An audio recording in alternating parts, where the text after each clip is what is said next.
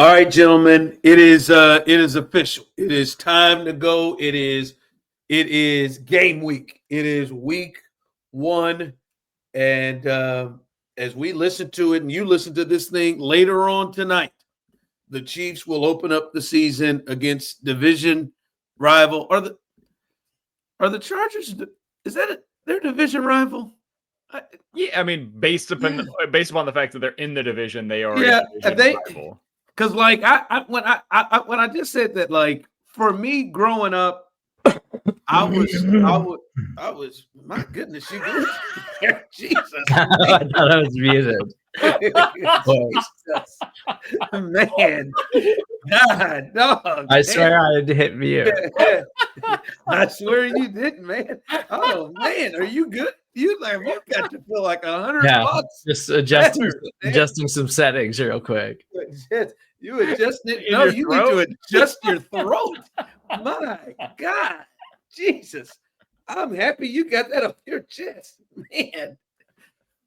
Jesus. All right, no, because I was growing up, I was told to hate the Raiders, but John Elway's who I really hated because the Broncos always hurt them. But here lately, the Chargers have been the best, the most competitive games, and the best team that they've had to run into here lately. So that one does make sense. I guess they're rivals. But anyway, they will face them in Brazil. And see, this Chiefs team is so interesting to me. And when I say this team, I don't mean just this one, but the team that has been on this run, this 7 now going into the 8th year that they have been on this start to, which has now become a dynasty. Every time I think like, they're gonna be pissed, man. They're gonna come out here and they are gonna want to send a message to the league, send a message to this team. They want this team. People have been talking, blase this, blase that. They never do it. They rarely do it. Like, and I think it was a bigger thing early in this run before they had won it. But since they've won championships, they have never been a group that, to me, even though I think they should be in that space, they've never really been a group that says, all right, let's pick it up. We're motivated. Now, when they get in the playoffs, they pick it up. But they're never really, I can't remember a time where I thought, it's always just business. It's always business. And the only time I can remember it is when, was it Ngakoue, who led the Raiders on the Arrowhead, and it clearly pissed them off. And then they commenced to putting up 35 on their ass in the first half. Like that when you see the Chiefs get pissed, when Carl Cheffers pissed off the Chiefs and the entire crowd with that awful call that they made on Chris Jones on the fumble. And then this happens to the Raiders, it seems like. And then they got pissed. They should be in a space of complete anger and wanting to let the whole league know, hey, damn it, don't forget who runs this league. I know the Eagles won the championship, but don't just sit here and keep talking about the Bills and the Ravens and all these other teams that never beat the Chiefs, or the dynasty's over, or the division that they've won 10 straight years that Bo Nix is gonna stop them. Like but I don't know, Serda and BK, if that's in their mindset. I can't tell if they're even pissed or if it's just business until they have to get to a certain space. I think we know Mahomes is annoyed. We've seen this throughout his career, right? He ends up lower than he thinks he should be on the NFL Network top 100 list, and he makes that known. When they went up against the Bears, and you've got the Trubisky thing, he's counting his fingers. Like these are early though. These are early for sure. But when he feels slighted, like genuinely slighted, he sometimes will let that out a bit. I don't know if the team takes on that personality though. I think there have been times in the past where they feel doubted, they feel counted out, whatever it may be. And you don't always see that take the field. I would also say this, though. We have not seen in a while the Chiefs respond to a playoff failure like this. The last time that we really saw that was 2022.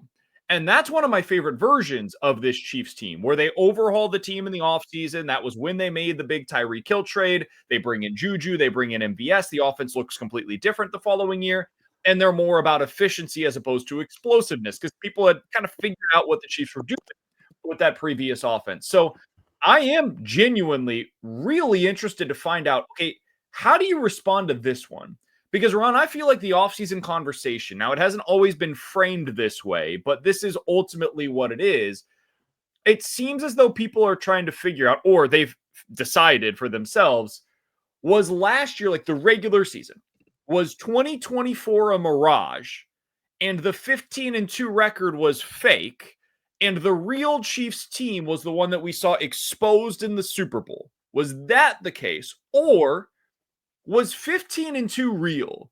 The AFC playoffs were real, and they get to the Super Bowl, and for a number of different reasons, they run out of gas. The offensive line was decimated. Like, perfect matchup reasons, yeah. It didn't go their way, and they got exposed, and it was about that matchup on that day in that game. And when they come back with mostly a similar roster, they're going to look far more similar to the 15-2 team than they will the team that got exposed in the Super Bowl. I think that's ultimately what we're all trying to figure out right now. And I think for a lot of people nationally, I don't know if they actually believe this or if they want to believe it. But I think a lot of analysts have found themselves on they were always fraudulent. I told you all year long, we were waiting for them to get figured out. And or just it can't last this long. It can't last this long. And all year long, people were saying it. Remember the point differential stuff? Like, they were winning all of these close games. A lot of them, it was one play here, one play there, a blocked kick, whatever it was.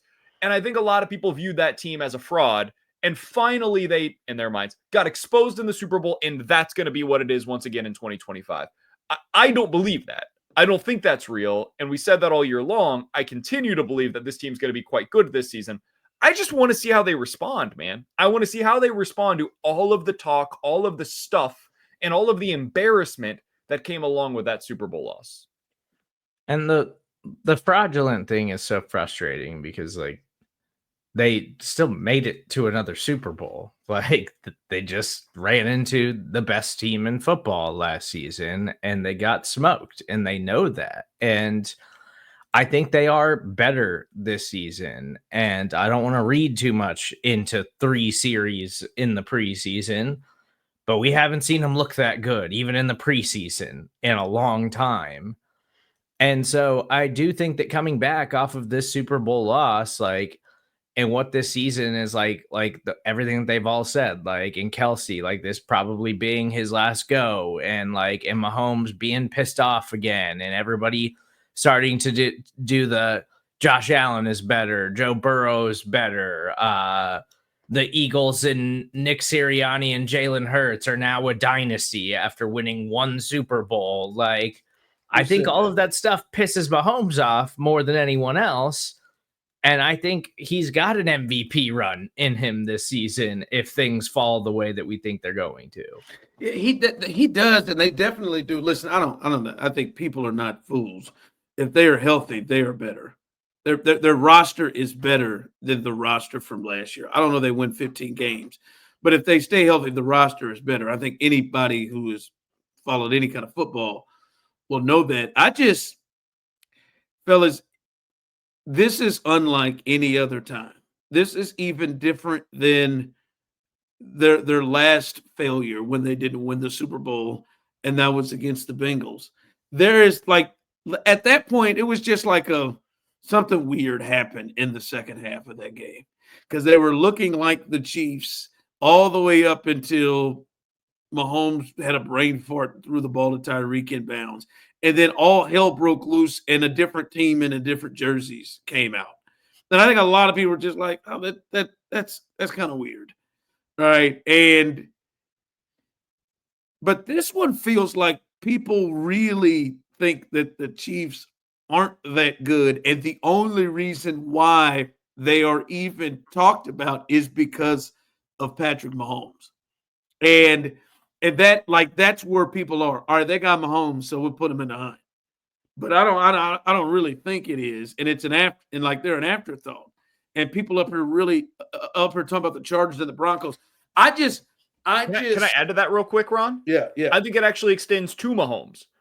I think there are some that are not only saying all they've got is Mahomes. I think some are also saying Mahomes isn't what he was, and he isn't what he was. He's not the dude anymore. He's not the number one quarterback in the NFL. I've seen a lot of comments over the last really few weeks as we've been leading into the NFL season.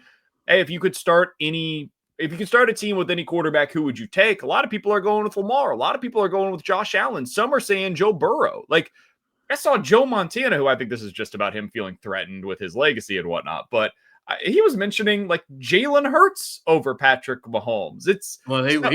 He was mentioning cities and teams and having help from other the people. Guy from Philadelphia. Yeah, the guy from Philadelphia. That guy in Buffalo.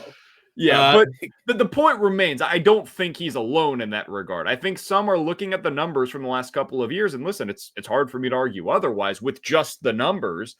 Mahomes hasn't been as good numerically as those other quarterbacks over the last 2 seasons, and I think there is some doubt on Mahomes beyond just like, hey, is the team good around him? But again, since they have won championships, they have faced this all the time, right? Like I've kind of pushed this on different platforms. Like this is the Chiefs are opening the door to the new way that great teams and dynasties are treated. The Chiefs, more than any dynasty that I can think of, has been doubted, which is insane because during this entire time, for the most part, they've had the best player, the best quarterback, and the best coach. Hell, they've even had the best coach, best player, and quarterback, and the best defense. Right. And but have won repeatedly and have been doubted in a way you don't normally see those teams. But even in all those times, fellas, their reaction has much more been like, oh, they're fraudulent. Like to them saying they're fraudulent. They're not. Their reaction has been like, oh, okay. It's very mature reaction, it seems like, to these games. Oh, okay. If that's what you think, I've heard Travis Kelce say a bunch of times, if you all think we're just lucky, all right, okay, we'll just keep lucking our way to these wins. But I wonder, is there a shift? And I wonder because, damn it, I selfishly want it. I want to see a shift of, are you all serious? Really? Bo Nix? You think Bo Nix is going to stand in our way? Like you think this is over? Have you looked at this? Like I want them to every one of them touchdown. That's for your ass. I want them to play with an edge. And I'm glad you brought up the 2022 season because they were doubted, especially that offense of what are you going to do with Tyreek Hill? And I believe they waltzed right out there and put up 44 points on the Cardinals right away, right? And then immediately came out for the whole year and had the number one offense that year, even without Tyreek. They seem to be really motivated off of that, the loss of Tyreek Hill, and they had something to prove. Usually they just don't react to it. Man, we ain't got to prove nothing to you, but we'll just keep going about business and doing what we do. I hope it's a change. I hope it's a shift. I also wonder if maybe some of that was like fresh blood, right? I think there's something to this. We see this a lot in basketball, Ron, where stuff can just grow stale. If you have the same 5 guys playing the same system, playing the same way for a number of years, like it can get stale. You need to start adding new pieces to the puzzle, new guys that have not experienced what it's like to get to that mountaintop and are willing to do anything to get there. And I think you saw that with 2022, right? You add in Juju, you add in MVS, you add in new pieces to the puzzle that allow you to change things. It feels different, right? It gets you going. It gets the juices flowing once again. And I do wonder if maybe there's something to that this season as well. Now, it's not the same thing with the weapons that it was in 2022 because you mostly have the same guys in that area. Most of them are just finally getting healthy. It's the offensive line that's different this time around. And I do wonder what that's going to do to influence this stuff. Like, is Josh Simmons the thing that opens up this offense? Can he be the piece that they have been missing over the last 2 seasons? Because when you think about it, like the biggest piece that has changed is their ability to hit on the deep ball. Well, some of that is certainly the targets. Some of it also might be Patrick Mahomes' confidence in the pocket. and his willingness to stand in there, wait, don't get nervous, don't take a look down to see if that pressure is coming. Actually stay in there, step up, and then rifle it down the field. We saw that a lot in the preseason. Is Josh Simmons going to be the piece that opens that up for him? Not just the mindset, but also the personnel. Because I think last year, they came into the season with the belief it's going to be fun again for us offensively. And then they got a couple of weeks in, they saw Kingsley get his ass kicked on the left side, and the personnel didn't allow for that mindset to be able to shift. Yeah. I hope that there is a different response, because even this disrespect, this has been a whole new level to me of what they've accomplished, and not just of what they accomplished, but teams are ignoring what they're seeing and the adjustments that this team has done. Like, I know we'll get into when the Chiefs get the ball here in just a bit. But if we start to look at the top teams in the AFC, like we look at that three pack of teams that seem to separate themselves, the Buffalo, Kansas City, Baltimore trifecta, from when the season ended and the team that they had on the field to where we are to start the season, whose additions are going to be better with which team is taking on a different look, which team has gotten better from last year to this year? Like, what are the big significant changes that Buffalo has made? They've added Joey Bosa. We'll see if he's there in November. But I mean, they're banking on growth of youth, of young players. Right, Baltimore. What are I think they added. I like the safety they added to the secondary. I think they did make another addition in the offseason. But how different are they from when the season ended? Right, last year they brought in a Derrick Henry. That looks different. That changes things. I don't think that they have done anything like that, or Buffalo has. The Chiefs are adding Rashee Rice at some point to this team. They're adding Hollywood Brown, who missed 15 of the 17 games last year and was never back to what you thought he would be. Right, like they're adding Christian Fulton in the secondary. Right, Josh Simmons looks like he is going to clean up a lot of things there. They have made some. I mean, the upgrade at left tackle could be enormous, right, for this team in other areas. So I know, like, when you take all of that in, you can clearly look on this at this team and say, well, damn, they went 15-2 and 15-1 in games that they tried to win. Let's stretch it out. I mean, they lost 2 games all last year in games that they tried to win. And we look at this team and they've gotten better. But nah, baby, we trust Lamar. We trust Josh. What the hell? Just it's a different thing. All right. When the Chiefs have the ball, we do this. It feels good. It feels like you're back at home. When the Chiefs have the ball, for you, BK, there's a lot to go to here, because even though we know a lot of these guys, there's still some newness of things we haven't seen. I think that's why when Serda mentions the Chicago game, it brings up a lot, because it's like there's some stuff we ain't really seen. What is the thing that's jumping out to you when the Chiefs have the ball? Yeah, so when I hear you talk, Ron, about like, hey, is this going to look different? Is it going to feel different? Is it going to be fireworks again? Are we going to feel that same way when we watch the Chiefs offense that we once did? Everybody wants that feeling. Everybody craves that feeling. And the hope is that we can once again have that feeling. But what makes that possible? Because when you look at the Chiefs and what they have available to them, I mentioned this previously, weapon-wise, man, it's very similar to the team that we saw at the end of last season. Like, Rashee Rice for the first 6 weeks of the season is unavailable. He wasn't available at the end of last year. The weapons are effectively Xavier Worthy, Hollywood Brown, Juju Smith-Schuster, Isaiah Pacheco, and Kareem Hunt in the backfield, Travis Kelce, Noah Gray as your tight ends. Well, all of those guys were available at the end of last year. They were all playing for the Chiefs in the Super Bowl. Like, that was your weaponry.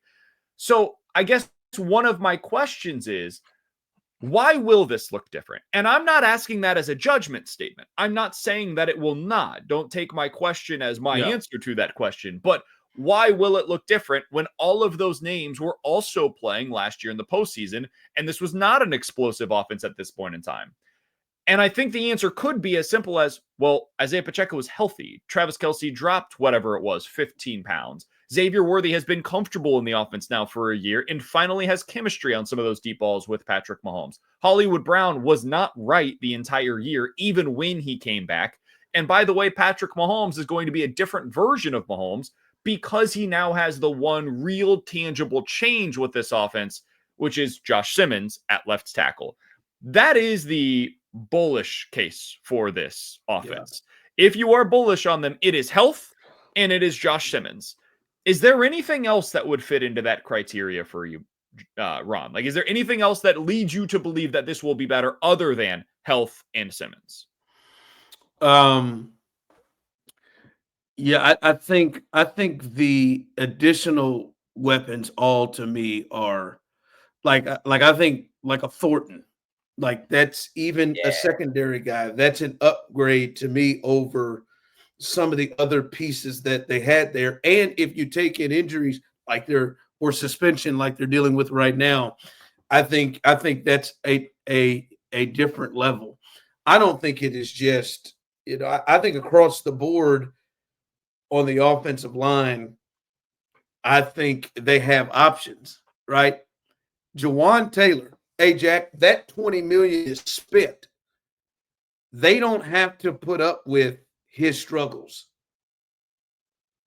They can go to more. They have brought in a capable backup and go to more. They can use him in a couple of different places. If Kingsley is struggling, they don't have to just sit back and roll with it. And I think Rashad Smith by a different point of the season can bring an element that they did not really have.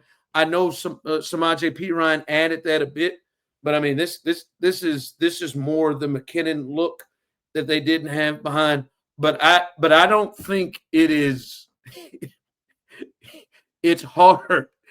Like we don't have to oversell health in Josh Simmons, right? Like health is Rashee Rice. Health means Hollywood Brown. And then all of those things mean not just Rashee Rice, but Hollywood Brown. That means Xavier Worthy doesn't have to. See, that's the other part. As I said this with the Bills, they're looking for growth from youth. The Chiefs have a little bit of that too, right? Xavier Worthy is growth. Kingsley, you're hoping to see, growth from that year, especially on the offensive side of the ball. But when you have the health, it allows all of those guys to be able to be used in the way that Andy wants to use them. And if they're all out there together, it allows you to do different things. Because if Rashee Rice is out there, you may be forced to have to cover Travis Kelce differently, or you may be forced to have to cover, Hollywood Brown or Worthy different. If Worthy's in there with Rice, you may be forced to cover Rice differently and all of those things together create a whole different scenario. And again, Josh Simmons is obviously the biggest thing because now you may have the ability to have time to be able to do things. So, Ron, you've mentioned Rashee, though, a number of times, and this is one thing that I find to be really interesting. Like, are we talking about the offense we expect to see in November, or are we talking about the offense that we will see tomorrow? Because we're recording this on Thursday night. Like, do you think the offense that we will see for the first 6 weeks of this season will be significantly different than the one that we saw a year ago? Or do you think it's going to take some time, which is not a bad thing? Like, that's fine. Most teams that are real contenders, the real football starts around Thanksgiving, right? And then you show yourself down the stretch. But do you think it's going to be different the first 6 weeks of the season as well? I'll let you jump onto this, Serda. I think it is going to take some time, but I also think it is going to look much different and much better. It is going to take some time for that group to reach its apex. Because obviously it's going to, because maybe your number one weapon is not available. But for this group to be better, like Thornton, those weapons, Thornton and Worthy and Hollywood and Kelce and Pacheco, they're all going to be better because they're healthier and they're there because it's more than what they were having. Kareem, too, it's more than what they had there. And the offensive line is in so much, it would appear that they're in such better place that they're going to give you the ability to do those things. They had, man, sort of, you watch it, they would have to just flat turn into, all right, man, we got to do quick game out of necessity. Like that's just that's the only thing we can do in the passing game is quick game. Well, and yeah, like health is obviously going to play a huge role in all of this. And I think when Rashee Rice is back, like this offense could be legitimately elite. Like I think that he's that big of a difference maker. But I do think that it's really being undersold, like the jump that Xavier Worthy could make this season. Like I think he is a really good player. And I think developing that chemistry with Patrick Mahomes is going to be a problem for opposing defenses. Like, yeah, Hollywood Brown, veteran player, like would have liked to actually like had him practice more in training camp again, but at least he's healthy week 1 and we should see him out there and hopefully he's got a role. I think Tyquan Thornton is a difference maker, but I think the biggest thing for them over these first 6 weeks is that they've got guys that are good enough to take some attention away from Travis Kelce, because I think that's been the biggest problem too over the last couple of years. Is like everybody could just key in on Kelce, and like we even got a small glimpse of it like in the preseason, like when there's other guys to be accounted for. I know it's preseason, I know it's bland defenses and whatever, but Travis Kelce can still be a difference maker, especially early in the season. And if you can, you just want it to look like smoother than it did at any point last year, because it didn't look smooth. Like it didn't look like a well-run operation because there was a lot of guys out there who just didn't have experience or guys who simply weren't talented enough. And I don't think that's the case heading into week 1. Ron, I do want to like add one other thing because Serda mentioned the guy that he thinks could open up this offense. I think people are underselling Isaiah Pacheco. I feel like the pendulum swung so far in the direction of like Isaiah Pacheco, top 10 running back in the NFL coming off of the 2023 season. Like, all right, let's relax a little bit. I don't think he's all that. But Isaiah Pacheco is a good running back, a very good starting running back in the NFL. And the pendulum swung in the other direction coming off of last year, where, let's remember, he broke his leg. He came back early from a broken leg and tried to make this thing work in the postseason. He clearly didn't have the same juice that we have come to know and expect out of Isaiah Pacheco. I think that guy makes a huge difference in this offense. On the ground with the explosive plays, especially something that this team severely lacked a year ago when they had to go full time with Kareem Hunt, who just has no juice anymore. I think Isaiah Pacheco totally changes the look and the feel of this offense. And if Brashard Smith can bring a little bit to the table as well, especially in the passing game, I think the running back position might be the most dramatically improved position other than left tackle from what we saw from the majority of last year to what we will see in the first 6 weeks of the upcoming season. They're just all intertwined. I think like teams suffocated the hell out of the Chiefs. So and he was hurt, so but it didn't help the run game at all because there's no fear of you going down because you can't protect long enough to go down the field. So we're going to bring everybody up and it hurt the run game. And he was injured. And, I think there was just a lot there that kind of listen, they don't have, especially without Rice, they don't have a Chase or anything like that, but they got, and I would include Thornton, especially with the type of guys he will get matched up You're with. so in. You are so in. I love it. Well, but I'm into Thornton being like a Hardman. Like I'm talking about on the Justin Watson, but good. But I mean, but no, that's a different person. A player. Like I'm talking when the Chiefs were high powered, and it's Kelce and it's Tyreek Hill and be DeMarcus Robinson. That's all I ask. I would take DeMarcus, that in a heartbeat. Yeah, that's what I'm saying. DeMarcus Robinson, McCole, like Byron Pringle, like that. that run where, like, hey, man, he starts going up against third corners. He's going to win a lot of those battles like DeMarcus Robinson used to.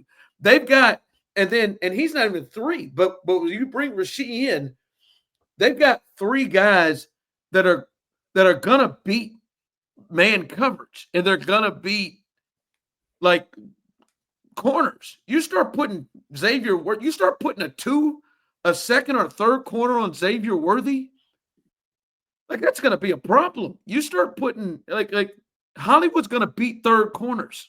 Like, that's going to be a problem. All right. I think for me in this game, when the Chiefs have the ball, I think it's clearly the question of the offseason, the thing that stopped this team the most from winning a championship was those guys up front and the pass protection. And I'm going to say this straight up here. This is what everybody is looking to see the change on. There are going to be some teams around this league that they face, hell, week 2, that have really good pass rushes, as long as they're not spitting on people, but have really good pass rushes. There are teams, the Raiders have a really good pass rush. The Broncos have a really good pass rush. There are a lot of teams on their schedule that have really good pass rushes. This is one that this group should handle. Like, I know there's some change. This is one they should handle. I don't like to do stats, but I will stat this thing up with you, BK, this evening, because I looked at Pro Football Focus, and they did the top 32 edge rushers, and they did the top 32 interior defensive linemen. One out of the 64 names, one Charger showed up, and it was Khalil Mack, and he was the 10th rated edge rusher. There was no interior defensive lineman. That Tui, what's his last name? Tui Lapi, whatever. He's not bad. 44, had 8.5 sacks last year. I'll just go Tuli. Yeah, I'm sure you can just go Tui. He didn't show up. If they have in any way to appear to look like they had struggles like they did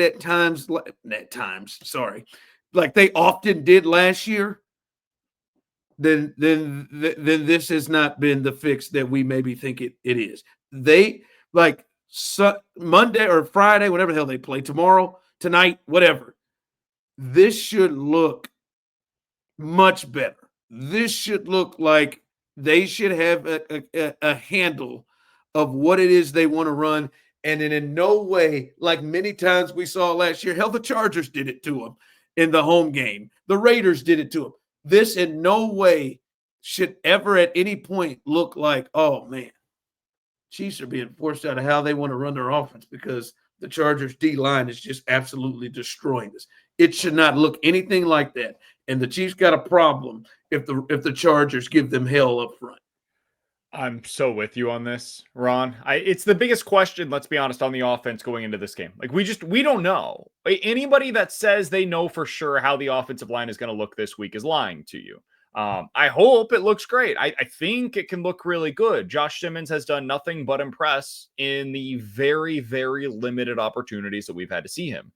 But Kingsley's had I think up and down would be putting it kindly preseason with what we have seen publicly. And then in the training camp, like, it sounds like he handled his business. We don't really necessarily know, though. There are some serious questions on the left side of the football. And Jawan Taylor, I think, is a pretty good offensive tackle when healthy, but I have no idea if he's healthy right now. So this is a huge test for them, not because it's some great defensive line they're going up against, but it's because it's a defensive line they should be able to handle pretty well in this game. And if you look bad against them, well, then what's it going to look like when you go up against the Eagles next week? And then the Giants, who have flaws all over their roster. Not there, though. Excellent defensive line. The Jaguars are pretty good there. The Detroit Lions look healthy this season, which is hopefully going to give them a better defensive line. And then the Raiders have the one guy that wrecks your game every time that you go up against them. So you've got some big time defensive lines that are going to be going up against you over the next 6 weeks after this one, you better not struggle with the one gimme that you've got as an offensive line. Yeah, the Chargers sort of used to be a group where you're like, oh, all right, buckle up. That's not what they are anymore. And I do think like defensively, like they're a team that got even a lot more out of like the players that they had because they're just a well-coached team now. So I'm not saying they can't like perform above expectation, but if this defense or if this offensive line's like what we think it is, like you got to manage this thing. Like you got to give Mahomes time, and it's got to look like fairly convincing. Real quick before we move over to when the Chargers have the ball.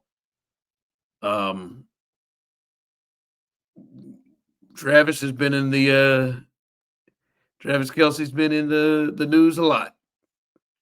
I don't know if he proposed to her in Leawood or in Lee Summit. I have seen conflicting stories. Leawood. On both. I know it. I've confidently said Leawood. I have seen Lee Summit as well. Travis seems like he would be more closer to Leawood than he would get out to Lee Summit. I know that Lee Summit has some great areas. No chance that was Lee Summit. That was Leawood. And I'm just saying, I've read multiple reports on both. But we've heard him in the news for a lot of stuff, proposing, his absolute. I mean, I've not seen anybody that sprung in a long time. If you go listen to that podcast, but what is he going to look like on the field? That's the big one to me. What's he going to look like on the field on Friday? That is it. He said he's lost weight. He's done all this. What's he going to look like? That's my thing. This is our first time to really see him. Like much like the offensive line, I don't care what Travis Kelce does during training camp or the preseason. He seems to be in a good spot mentally, physically. I don't know if you saw his press conference earlier today, but did you see him do the Patrick Mahomes impression? That got some good laughs for him. That Brazil thing really, really carried on with him, with Pat. Yeah. So I am hoping that he is great this season. I am expecting that he is marginally better than a year ago.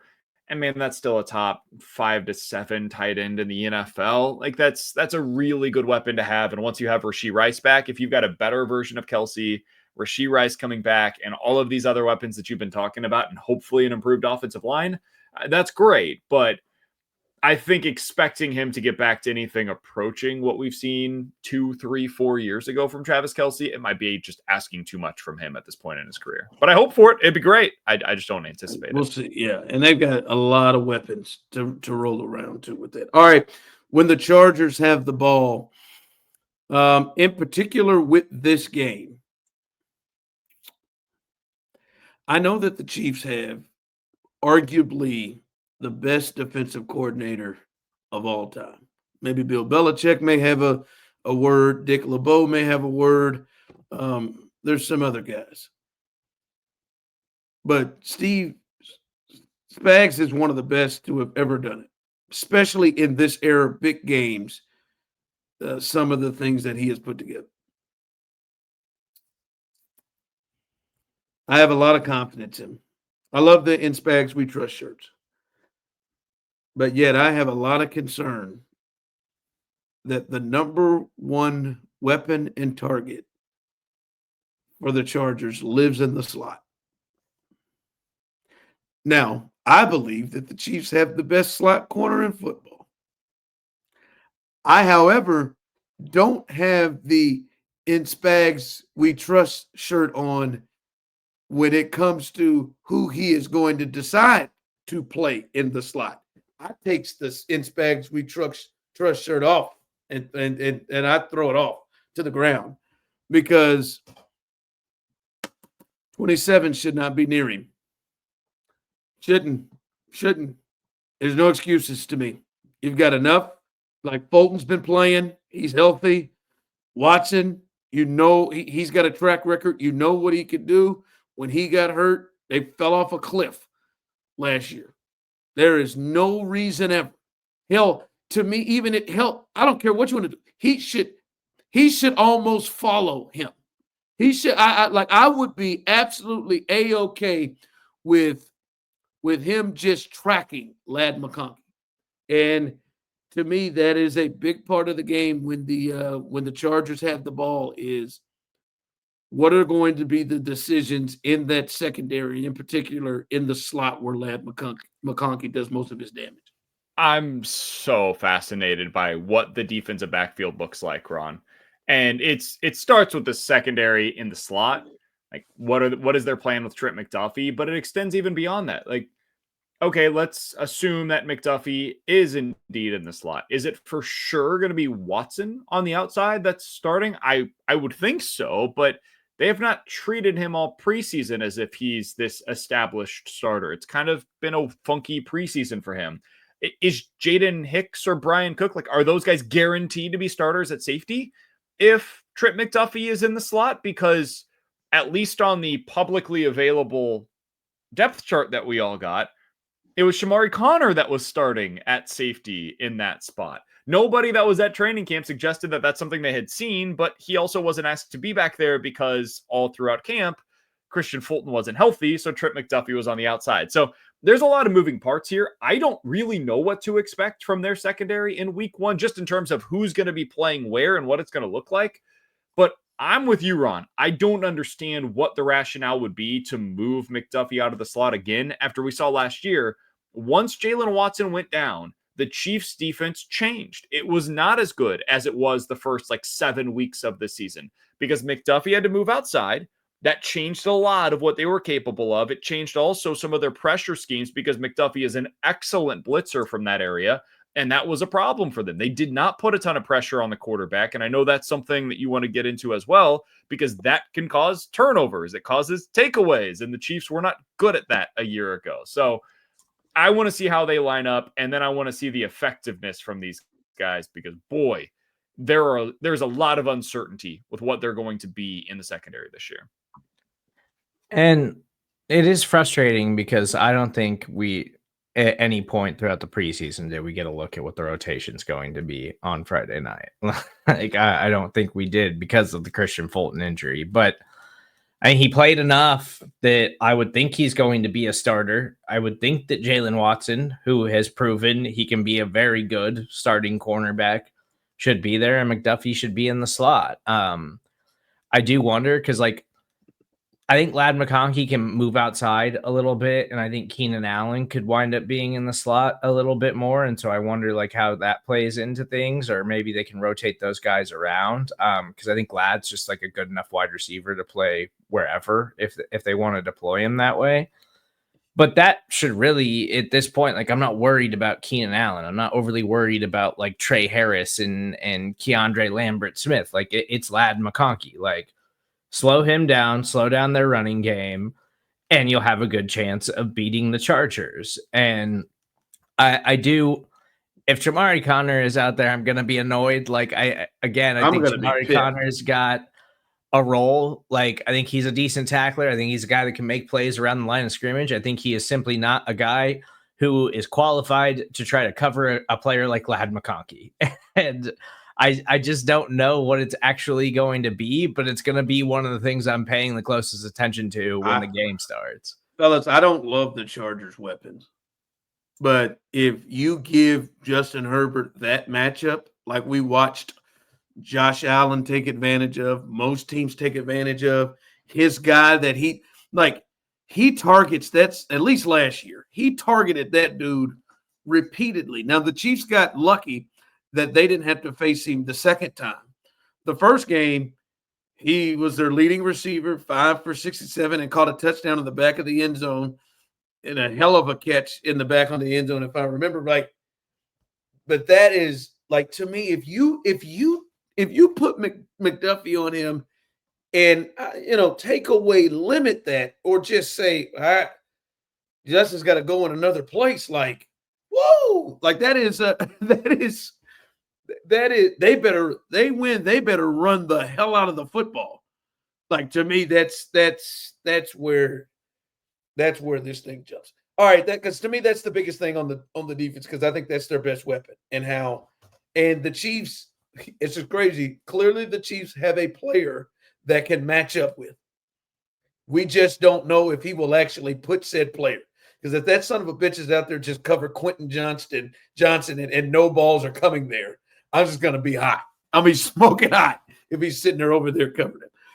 Speaking of this, though, this game and for the year, the Chiefs have had one of the best defenses over this last 3-year stretch. They just have not, and even in those times, turned people over the way you would think great defenses do. Like Buffalo did not have a great defense, but I can surely remember the multiple times we did Buffalo games or did the Chiefs Buffalo games. I could hear Serda saying they just are good for getting 2 turnovers a game, it seems like. And they led the league in turnovers and it made up for a lot of stuff. To imagine if the Chiefs defense added the turnover element in the way that they have been playing regardless. And I look at the players and the defense they have a chance to be a top 10 defense again, if not better. But if you add the element of being opportunistic and turning the ball over and creating those big plays, which then potentially leads to you helping your offense to score more and then allows them to do what they want to do and do best, and that's rush the passer. And then you can throw your Chris Joneses and line them up wherever and throw George and throw Amenahue and throw all that. But if they just turn people over more, it's crazy. They're 15th in the league last year in turnovers, 20 turnovers total. It's just that part is just wild to me that they have not, as much pressure as they can put on teams, that they have not turned the ball over, turned people over more. Weird, because last year was actually an increase from where they had been the 2 previous seasons. Last year was middle of the pack, but the 2 previous seasons were 27th and 20th in turnovers forced. Prior to that, they were really good. 5th, 10th, 10th, 8th. Like during the Tyrann Mathieu era in particular, they were a very good team at turning the opposition over. And they stink at it. I don't know what changed. They've got the same defensive coordinator. They should be pretty decent at getting to the passer. Last year, they weren't great at it. But Ron, here's another stat for you because I know you love them. There are 9 teams in the NFL over the last 3 seasons that have won at least 60% of their games. 9 teams in total. Among those 9 teams, 8 are in the top half of the league in turnovers. The Chiefs are bottom 10. They're the lone team that is in the bottom 10. The only other team that's won 50% of their games over the last 3 seasons that are in the bottom 10 in turnovers forced are the Miami Dolphins, who stink defensively. They're horrible on that side of the ball. And the only reason they've won more than 50% of their games is because of their excellent offense in that stretch. So it doesn't make any sense. I don't understand it. Spags is far too good at his job to allow this to continue. The Chiefs have too many playmakers on that side of the ball to allow this to continue. They should have too good of a pass rush to allow this to continue, because when you force pressure, it forces the quarterback into bad decisions, and that should allow for some opportunities on the back end. If I was to project, Ron, why this will change in 2025, I would actually go Jaden Hicks is the reason why. I think that guy's a playmaker. And I think the Chiefs at times over the past few years have lacked guys that just make those big plays. I love Justin Reed. I think he's an excellent player. I would have been more than happy to have him back on this team in 2025. I think they're going to miss him. But this is one area that I do think Jaden Hicks will actually be a slight upgrade over what they had previously, because I do think that he led the team in interceptions last year. He didn't even play that much. Yeah. He had 3, which somehow led the team. Shamari Connor, by the way, was tied for 2nd on the team in interceptions. Sure. Justin Reed just isn't that same guy. He's not the same guy when it comes to that kind of playmaking. So I think they're going to be better in that area. They have to be better in that area. Yeah. Mahomes hasn't been working a lot of short fields. It doesn't appear here of late, and that is a big thing. Serda, go ahead at this time. Can you get my music here, please? It is the segment that is sweeping the nation. It has swept the damn thing, to be honest with you. That is Certified or Imposter. And if you are new to show and BK, we've been doing this for years. Certified or Imposter. All right, I say a statement. You let me know if that bad boy is certified. Bam. Or if it's an imposter, get the hell up out of here. Certified or Imposter. I know many people hate this phrase when it is clearly clearly not a phrase that even remotely comes close to making sense or being real. But I know there are 17 weeks and there will be 16 more games left for each one of these teams after this game ends on Friday night. But certified or imposter, this is a must-win game for the Los Angeles Chargers. Certified or imposter, this is a must-win game. Steve Serda, you go first for the LA Chargers. I'm gonna say imposter. I don't think any week 1 game is a must-win game. Yeah, it would sure as hell be a huge statement for the Chargers, but I don't think any team starting 0-1 is like that bad of a thing while you're still trying to like figure things out and get your legs underneath you. I think the Cardinals have a must-win game this week. If you lose to the New Orleans Saints, I just fold the franchise. Like it's game over. Bengals Browns. Bengals must-win game. Go ahead. Bengals lose early in the season every year. Yeah, they haven't made the playoffs the last 2 years. Go ahead. Good point. That Patriots game really fucked them later, didn't it? By the way, I was about to say the Patriots actually have a borderline must-win this week as well. If they lose at home against the Raiders in week 1, it's going to be really tough for them to make the playoffs. Okay, but to answer the question on this one, I am answering no on the Chargers. I would say this is an imposter. I do not think that this is a must-win game for the Chargers this week, and this is why. Look at their schedule beyond this week, Ron. They've got the Raiders and then the Broncos. That's not an easy game. But then Giants, Commanders, Dolphins, Colts, Vikings, Tennessee, Pittsburgh. Even if they do lose this game, there are so many winnable games coming up over the next 8 to 9 weeks. They can easily get this thing back on track. So I would say this is an absolute imposter. If they had the Chiefs schedule, I might be more inclined to say that it's certified, but with their schedule, I think they'll be just fine. Yeah, I think it's certified. I think I know week 1. I know it sounds silly in a way, but I think from a mental standpoint, from a rest of the way standpoint, like they are, and Jim said it. Jim Harbaugh said it. These guys are the bullies of this division. They are just running this division. They never lose these big games. They rarely ever lose any of them. And if we're going to have a chance, we didn't gave up a home game to go to Brazil. If we're going to have a chance to win this division, because we saw hell, even they went to Houston and got absolutely waxed when they won 11 games last year and had to go on the road to Houston and got waxed in the game. Right. I think that they desperately need this from a mental standpoint. And I think this will just push even more of these guys because they don't just lose to the Chiefs. And a lot of those guys are there. They lose in just gut-wrenching fashion. They lose in tough ways. They lose on the doink last year. Like they lose 17-10 at home where you look around. They had to look around on that field and say, what the hell? How the hell are we losing to these bastards? Kelsey's slow. There's no Pacheco. They just got Kareem Hunt in this game, and all of a sudden he's rushing for 60 yards, and that's enough. Like they complete one pass to Worthy. How the hell are we losing to this team? And so I'm gonna say certified. I think for their mentals and for them to have a real chance to win the division, I think they got to win this game. All right, prediction time. BK, we'll let you lead this thing off. Chiefs, Chargers. Do the Chiefs open up with a week 1 victory again? Chiefs do get a victory this week. It is a 3.5-point spread in favor of Kansas City. The total's 46.5 for this one. Ron, I like them to win this one, and I like them to win it by a decent margin. I think that you will see the Chiefs offense that we were all hoping to see. I think they win this one 31-23 in Brazil. Chiefs come back home happy. Tough road next week against the Eagles at home. But I do think they get a win this week, and they win it by far more than what the spread would suggest.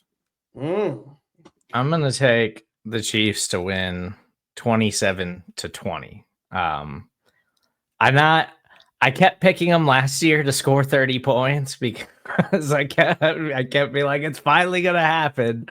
So let me see the offense. Let me see the offense function for a week before I'm willing to go there. But I do think that they're going to put up some points, and I do think that they're a better team than the Chargers.